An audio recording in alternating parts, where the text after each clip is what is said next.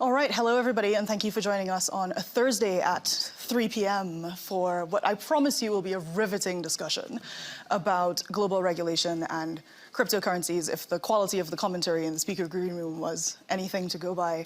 I'm going to start with a very brief round of introductions just to sort of set the stage on the folks that you will hear from today, what their various interests of interest and in some cases disagreement might be. And at the end, we will have some time for questions. At that point, I will be that person who says, please actually ask a question and not merely make a comment on the state of the world. And I'll also ask you to stand up just so that our colleagues who are providing the live stream for this will be able to include you in those shots. I'm just going to start with the gentleman closest to me. Klaus Knott, you are here in two capacities, at least for this particular panel. You are the chair of the FSB, which has very important roles to play in the context of opining on financial stability and persuading people that this is an important thing for our overall financial ecosystem. And you are, of course, president of the Central Bank of the Netherlands. Thank you for joining us today.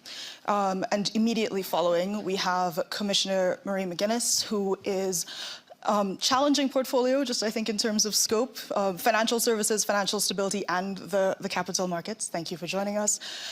Brad, you have perhaps the shortest title, Garlinghouse. You are the CEO of Ripple Labs. But you have, I think, one of the more complex interactions with some of the regulators that we will be discussing about today. So we will certainly be hearing from that. And last but not least, we have His Excellency Omer Sultan Al Ulama, who is representing the UAE. And again, very interesting portfolio that encompasses remote work, artificial intelligence, and digital assets, all of which are hot topics here in Davos. So thank you, everyone, for joining us. Now, if you have been to any of the other sessions recently, you may have heard any of the following words: Sam Bankman-Fried, Bitcoin, tokenization, digital assets, stablecoins, fraud, scams, hype, excessive exuberance, and regulation.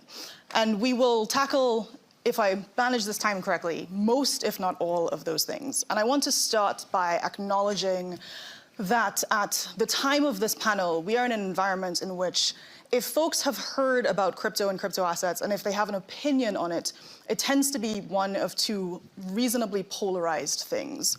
Best idea of all time, worst thing ever.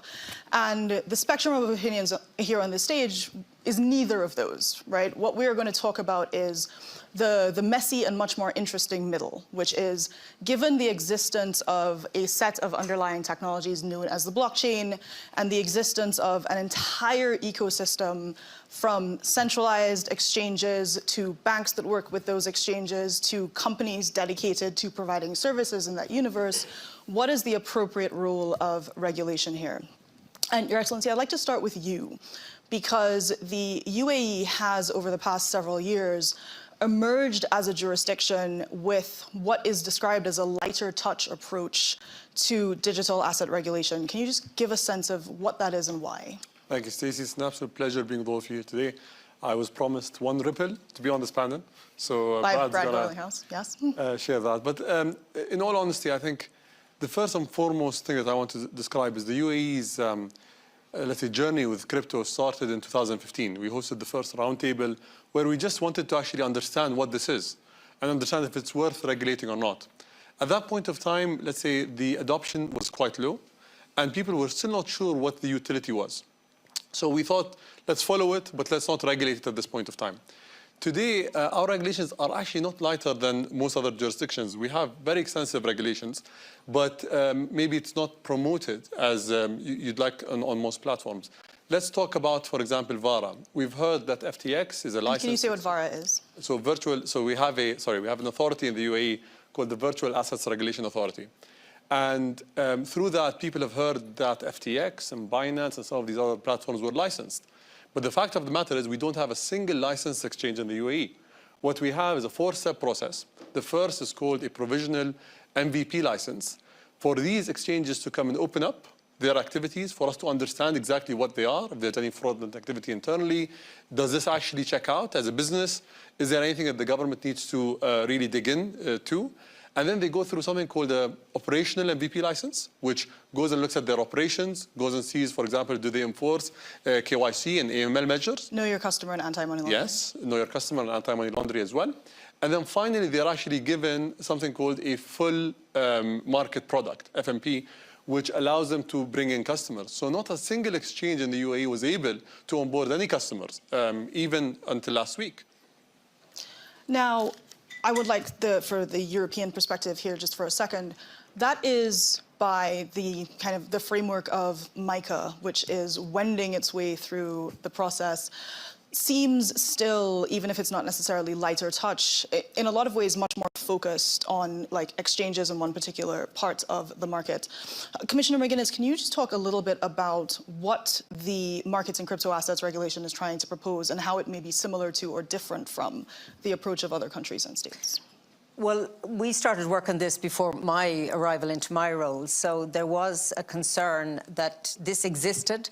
So in one sense, we had three options. Let it happen without, so turn a blind eye, ban it, or regulate.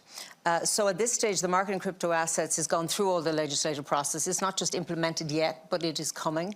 And the idea is that a license is granted to these operators, which is across then the member states. They can operate across the member states. But really, in my view, regulation is about knowing what's happening out there, understanding that there can be checks and balances so that we don't just say we're regulating, we then actively do that. And I think the recent experience of those dramatic events in the whole crypto area has reassured us that we're doing the right thing and that I would like to implement soon, and we will. I think beyond that, it was interesting your observation about technology. So I want to be very clear that there is a difference between technology and how it is used. So we're also conscious that we don't want to stifle innovation.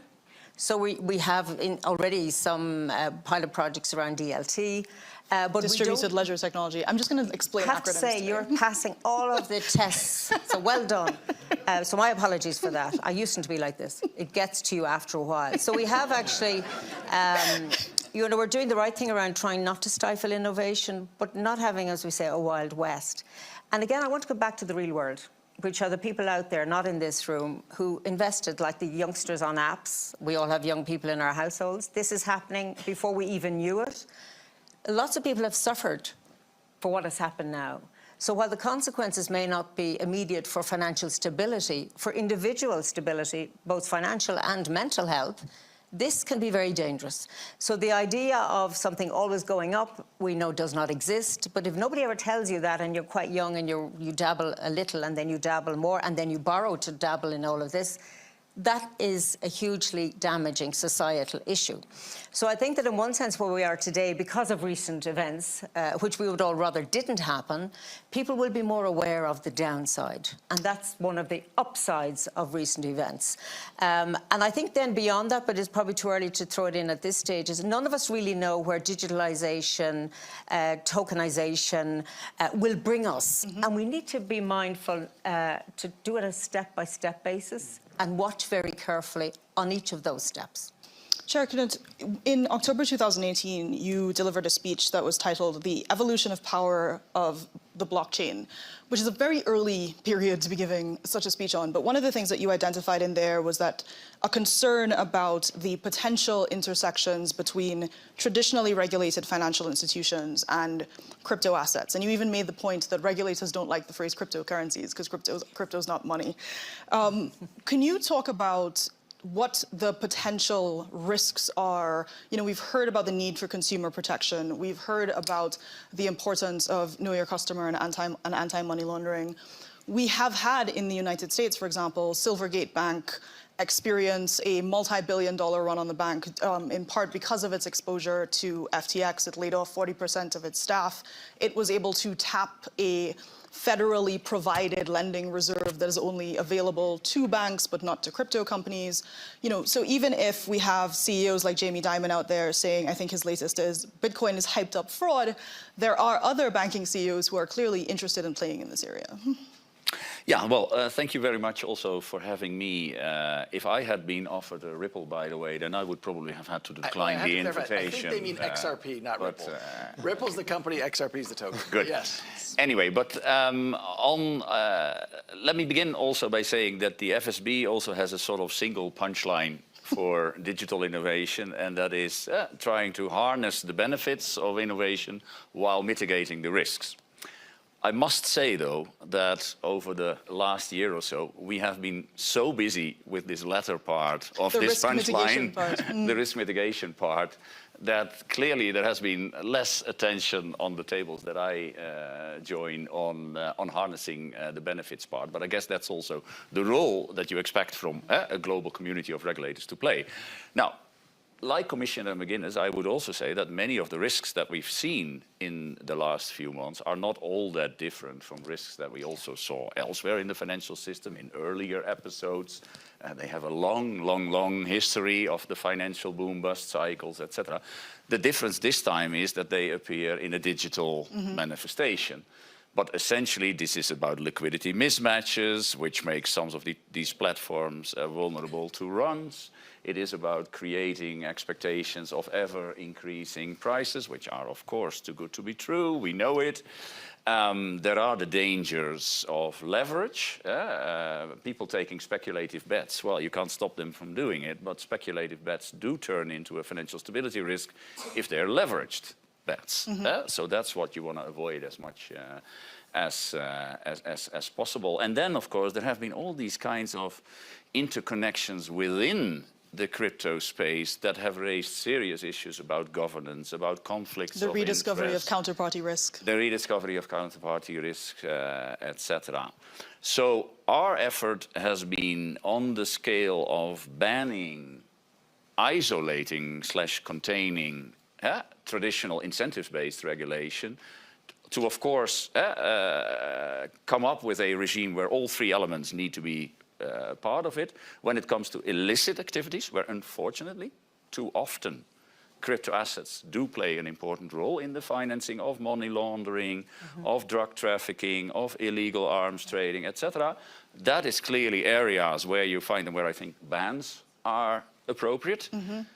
Isolating/containing, that is where you try to keep at least those parts of the traditional financial sector where leverage plays a huge role away from cryptos as far as possible to contain what I spoke about in 2018, the possible sort of contagion effects from the crypto world to the more traditionally regulated parts of the financial system. And then, yes, you have the normal incentive-based regulations, which are, again, not all that different. They are same activity, same risk, same regulation.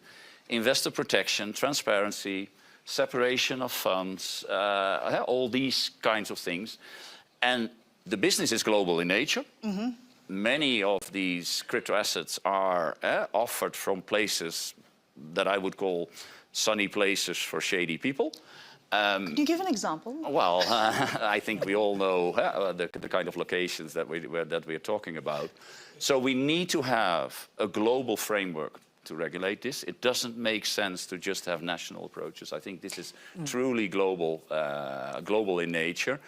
And so we have been working concretely, and then I'll stop, on updating our regulations on global stablecoin arrangements and coming forward with a new set of recommendations for what we call unbacked crypto assets or other crypto assets. They are now in the open for consultation.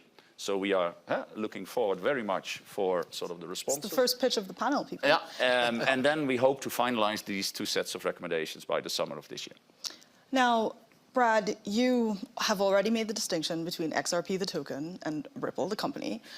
You are the only, you're a regulated entity, or you're speaking on behalf of a regulated entity. When folks talk about, these different sorts of provisions, you are the person or your various teams doing the paperwork, providing evidence of baseline trustworthiness.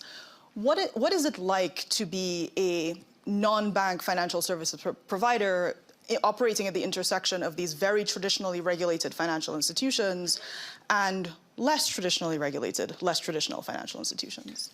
It's exciting. I feel an obligation to advocate for. There are these new technologies that we can use for the betterment of economic value to our citizens, to our businesses, even to central banks. And I think to the extent we can focus on, hey, these are new technologies that can be used in that way. Like the earliest days of the internet, can these technologies be used in illicit ways? Yes, and certainly we saw the early days of the internet, and people called for bans of the And internet. to be clear, the current days of the internet as well. Oh, yeah, I guess, yeah. Well, although there was a much louder, a higher decibel level call in maybe the 90s when people were, I think, more intimidated by how these technologies are being used. And I think we're seeing that play out in the world of blockchain as well. I thought it was interesting you described the UAE regulatory as light touch. Said it was described as light touch. Oh, described as light touch, all right. I actually give huge credit to the UAE. Do you have a VARA license? No, we do not. Although we might, I don't know the exact answer to that, but we do not currently. The point I would make, though, is... You do not. Thank you. The point I would make, though, is the UAE has done the work to codify what the regulations are. I think the challenge, and we discussed this before we got up here, I think the vast majority of players in the crypto space want to be good actors. But I think we have to be clear about what that means. And I think one of the challenges is, and I very much agreed with something the commissioner said, we talk about regulating crypto. I think we should, that's an abstract thing to say from my point of view. We need to regulate the activity. What is it that we're doing? So Ripple is in the business around cross-border payments. Our customers are banks. Our customers are regulated institutions. You can't have a non-KYC, know your customer transaction, et cetera. There are lots of regulations around payments, like know your customer, like AML, anti-money laundering, like OFAC compliance in the United States, et cetera, anti-terrorism finance. So I think when we say crypto's not regulated, I hear that and I think, I don't know what that means. Like Ripple's a very regulated company in lots of different jurisdictions, not yet in UAE perhaps. Although I don't know the exact status in UAE. The point, as much as anything, I think it's a misnomer to describe crypto as an unregulated business. In the US, you have in the SEC, someone at the chair saying it's the Wild West. Look, there are clearly examples where that's true, but there are a lot of people solving real problems for real customers and taking the air and the froth out of the hype and speculative bubble that really was true in crypto, I think is really healthy. I think one of the challenges here is there are actually very few people describing crypto as an unregulated business. What they're saying is that it is insufficiently regulated and that there are certain types of activities, separate out the obvious and egregious fraud, scams, and grift, but there are certain types of activities that are either being presented to customers as potentially safer than they are, or the promise of guaranteed returns when there are no such thing. Or in the US, for instance, many investors in certain of these crypto companies, several of which have now gone bankrupt, were under the impression that their deposits were insured by the FDIC, which is that up to $250,000 of whatever the deposits were would be protected. And that was an impression that was in a lot of ways encouraged by the marketing and the advertising of certain types of these entities. But we have laws about that, right? And now, well, frankly, I think instead of going after Kim Kardashian for promoting That case was dismissed. But I didn't actually know that. I think the things you're describing, and even we talked to, again, backstage, like if there's fraud, we have laws about that in major But I jurisdictions. think what I would love to get the perspective of the commissioner on is that it is not always just explicitly fraud. Sometimes it's just misrepresentation. Or in fact, something I hear very often, which crypto folks like to say was like, well, do your own research. Like, it's a very easy thing to tell a venture capitalist with a team of people who are supposed to be good at this to do your own research. And it's a very different thing for a 17-year-old who's being advertised at on, Super Bowl advertising, for instance, to make informed decisions.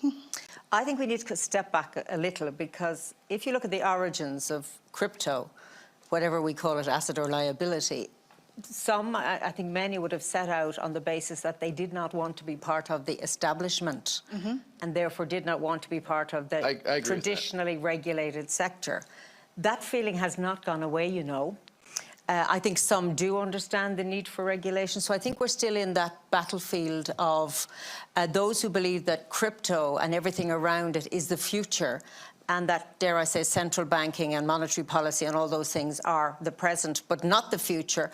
And we have to have that public conversation. And we haven't had that. So we have in my view, there are two groups, really. There are those who still hold to this future that they can create, but haven't quite described what it will look like. And those who understand that you need to be part of the system, of the regulatory system. Now, you're right in saying that the activity of some of these should be impacted by other pieces of legislation. with crypto, because nobody can see it, it's kind of an invisible thing. It's just gone, it has, if you like, gotten away with more before regulation has actually been put in place.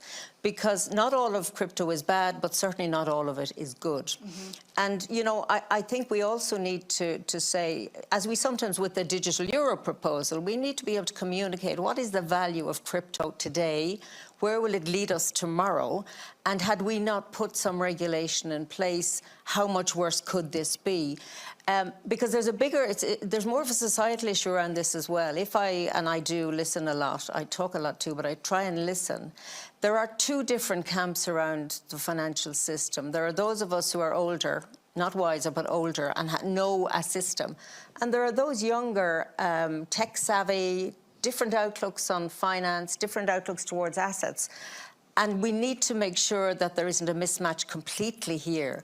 In one sense, we are, I suppose, the traditional regulators.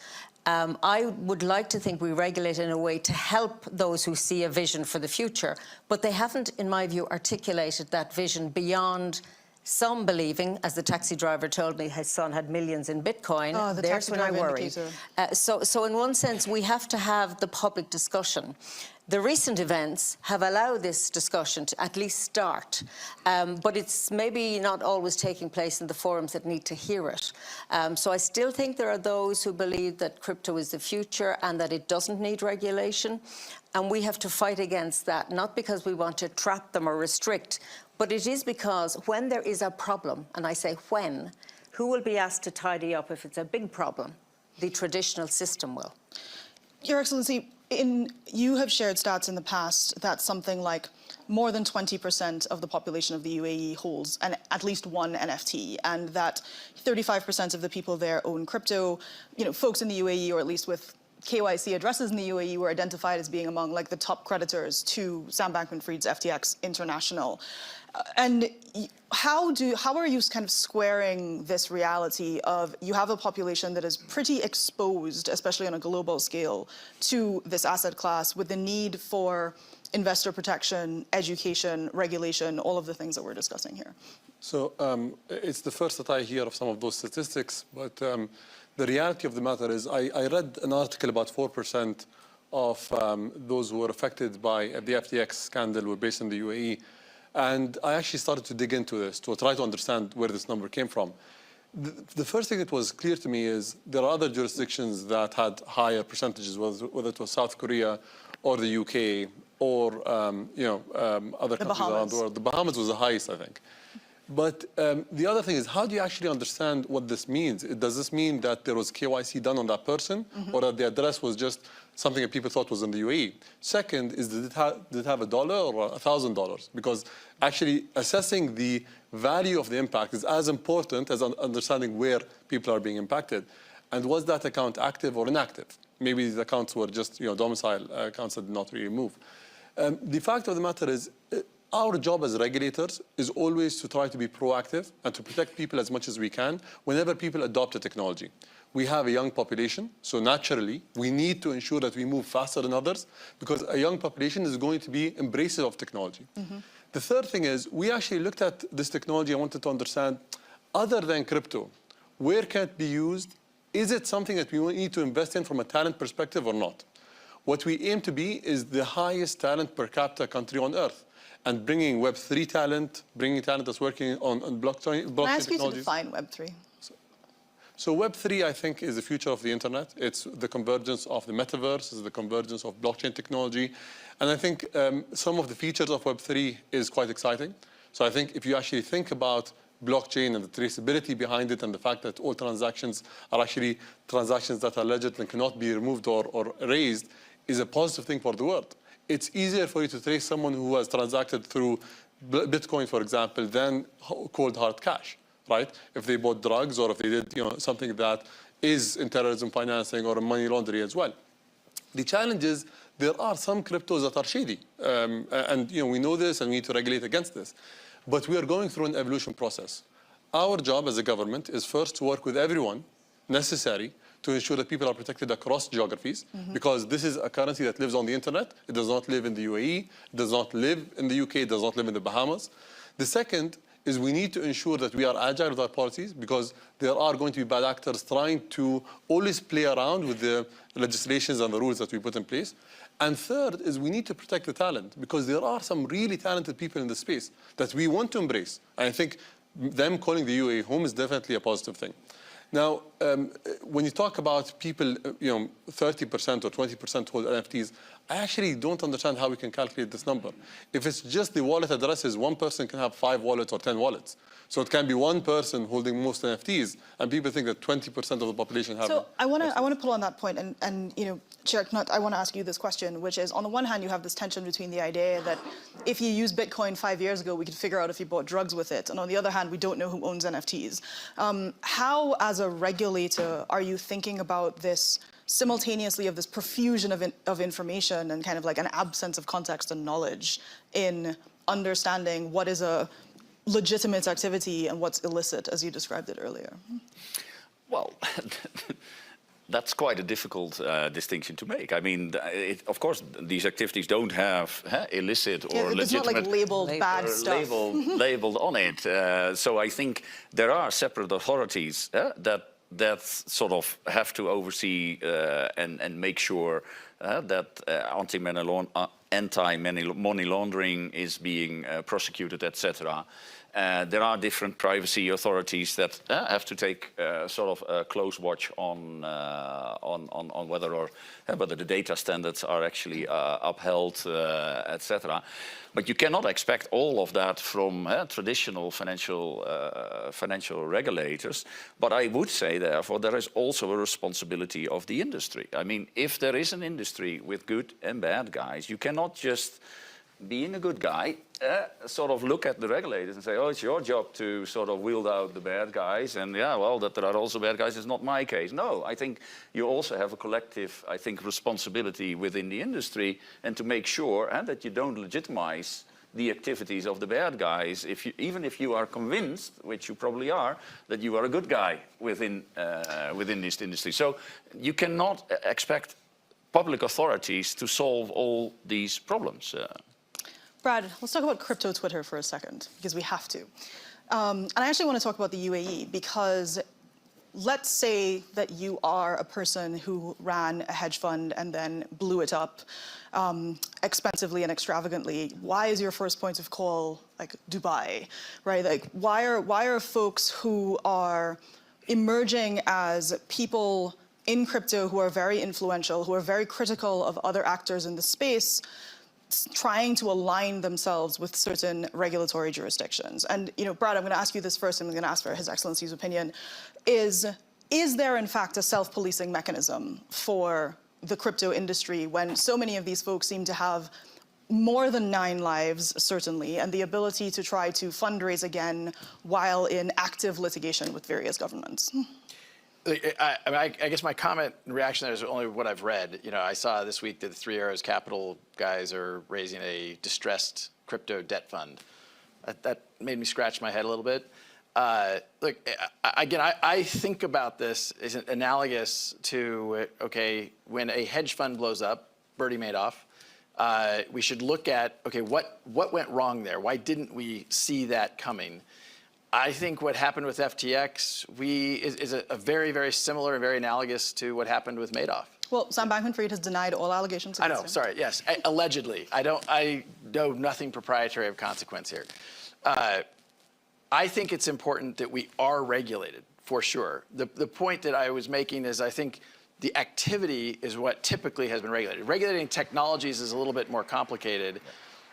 Understanding how a technology is being used to touch a business, to touch a consumer, to touch fill in blank, we should absolutely have laws around that, and we should protect consumers.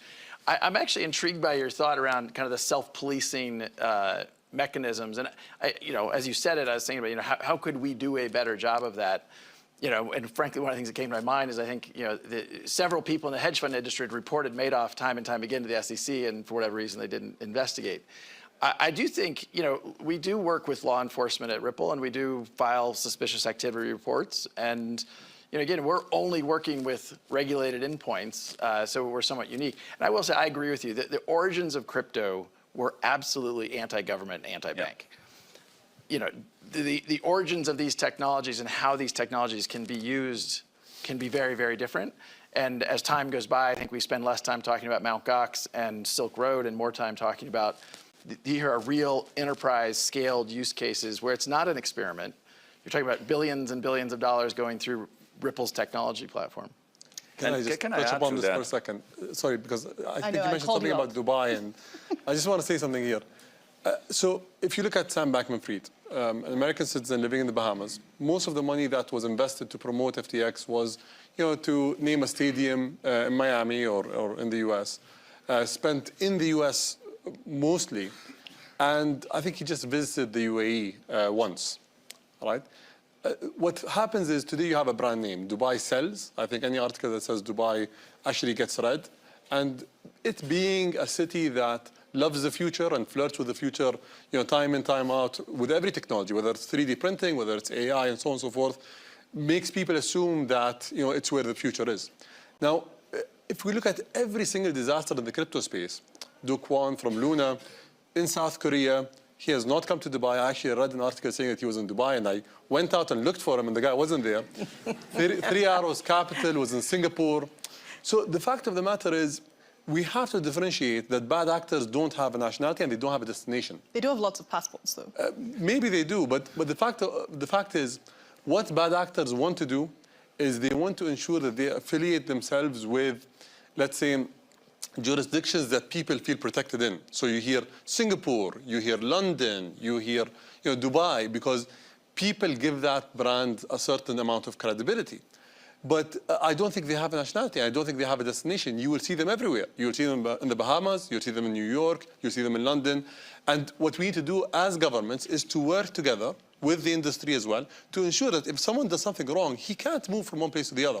And that's something that we take very seriously. We also need to make sure that this mistake does not get repeated.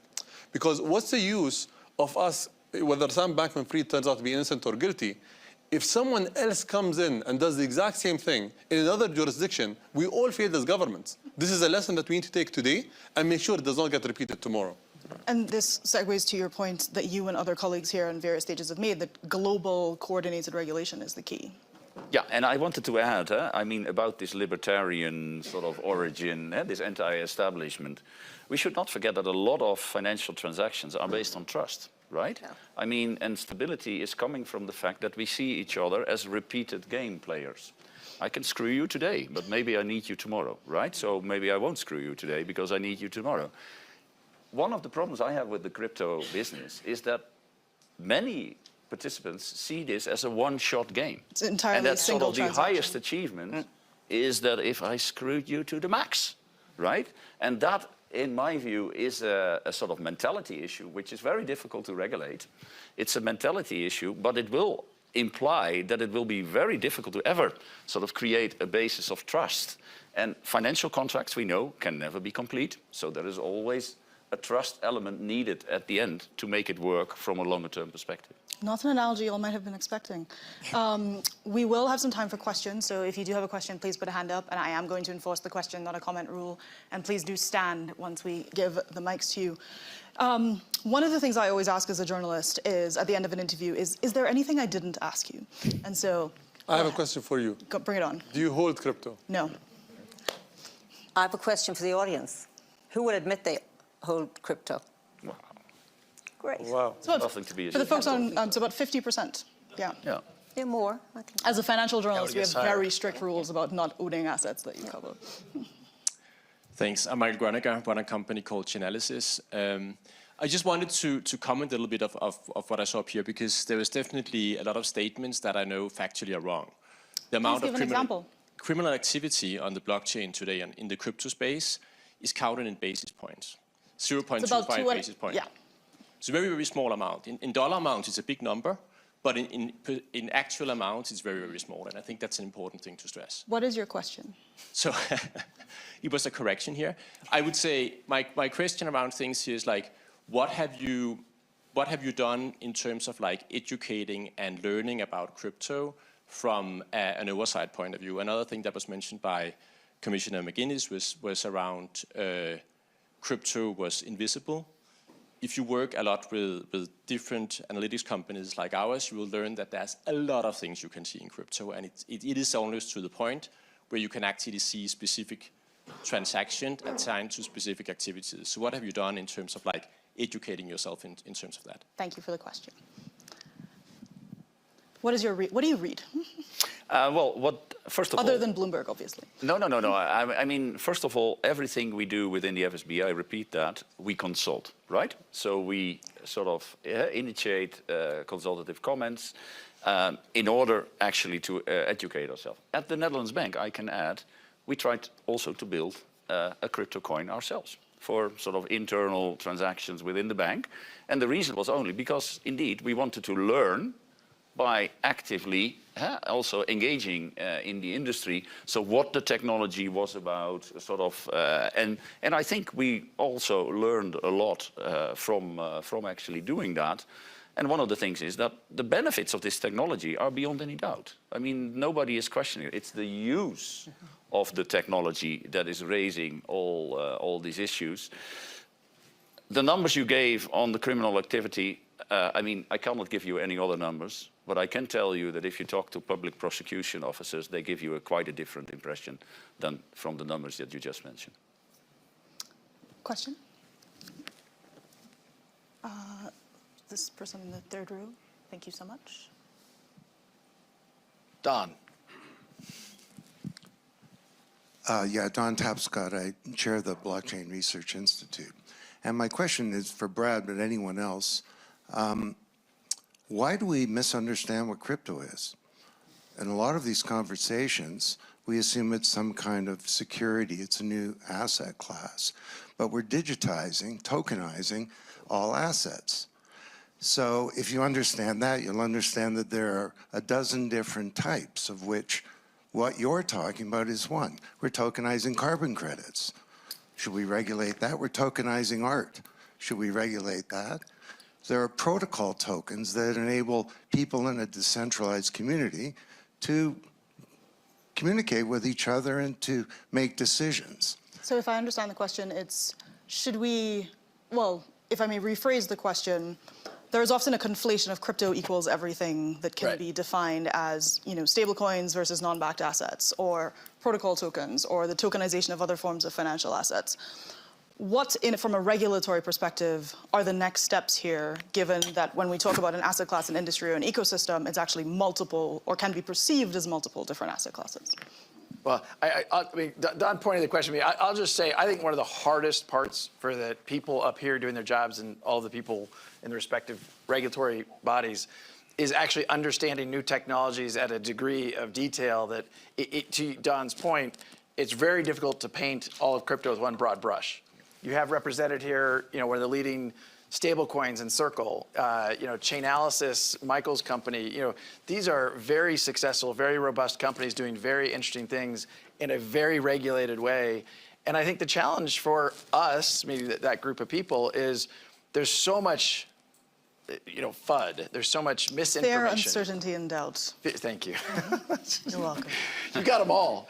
I think it makes it very difficult. And I actually think we, the industry, have done ourselves a disservice by being exceptionally tribal, and kind of the infighting within crypto has actually made it even harder to the chair's point to understand the different pieces and parts. And look, that's why I'm here. That's why I come to Davos. That's why I'm meeting with regulators, because I want to partner and say, here's how Ripple approaches this, here's how we see the industry.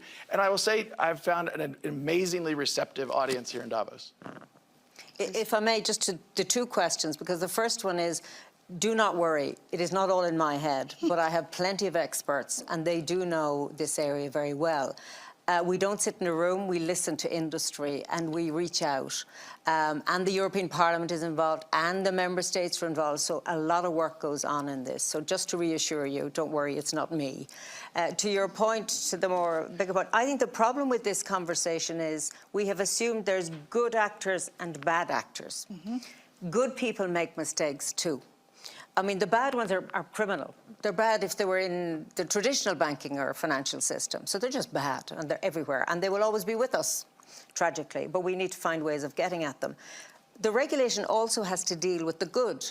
who can make mistakes or things go wrong, or because they're so excited about this evolution, they don't think that they need to have constraints put upon them. And I think we do need to make that difference or separation because, as I understand it, some of what's happened in this area should be controlled by existing legislation, traditional legislation. So, you know, things, accounting rules, etc., are accounting rules, and you shouldn't kind of fudge around them. So it isn't about good and bad, but it is about how you also regulate those with very good intentions who make mistakes. And the reason we do that is so that their mistakes aren't massive mistakes before we discover them and we have financial instability, because then you will come to the European Commission or central bankers or whatever and say, you failed in your work. For now, people don't really want us involved because it's all very exciting, or it was up until a few months ago. And now there's a realization we will have to either pin blame on somebody if we don't regulate effectively, or indeed say, well done, you saw this coming, and you put in place a bedrock of regulation which needs to be global. So when I'm in the US, I talk to colleagues saying, look, it's not enough for Europe to do what we're doing or others. Everyone needs to be in this same space because there are no borders and no barriers to crypto. One more question over here.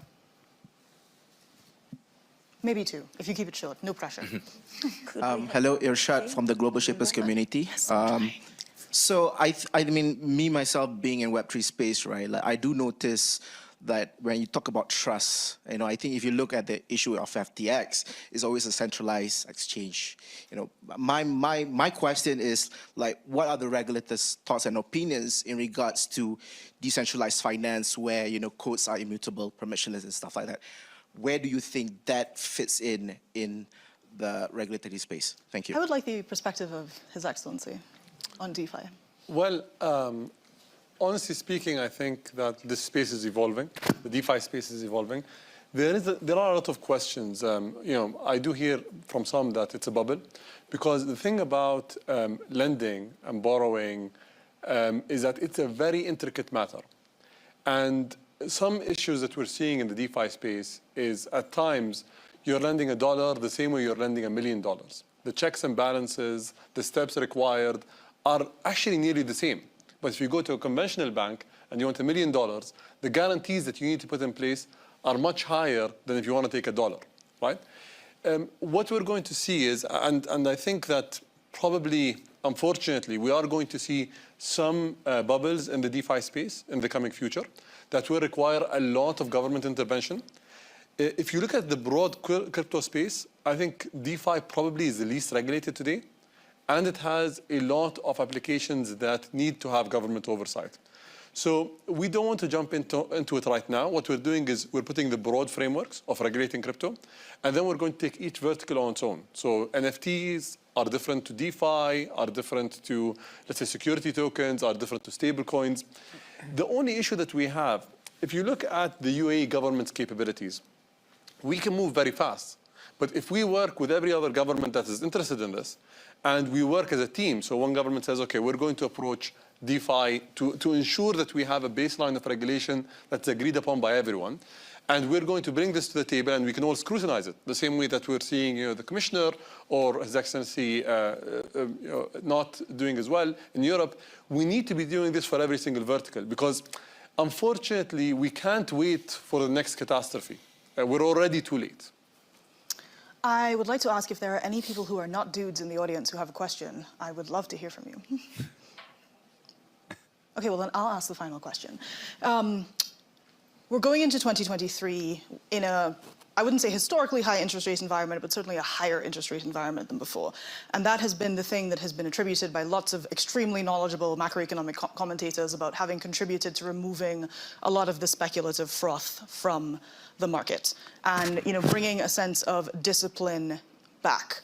The flip side to that is if we do start to normalize rates again, or rates start to go down, do you expect that the level of enthusiasm, shall we say, that we saw from 2020 to 2022 could potentially return? Or are there other factors at play that may be depressing some of the excitement here? Just a...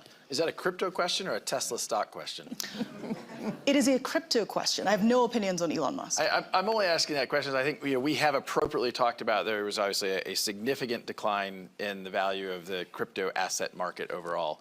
If you just, about $2 trillion of value went out. If you just look at Tesla, Facebook, and Amazon, $2 trillion went out last year.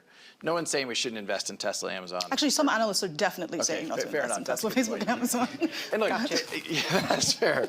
But I don't think we're trying to regulate in saying that we shouldn't let people invest in Tesla. I agree that the consumer protection has to be paramount, and it has to start.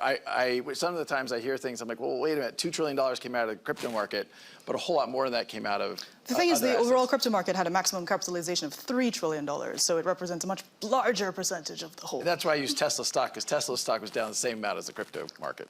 Well, thank you, everybody. We hope you enjoyed this. Take care.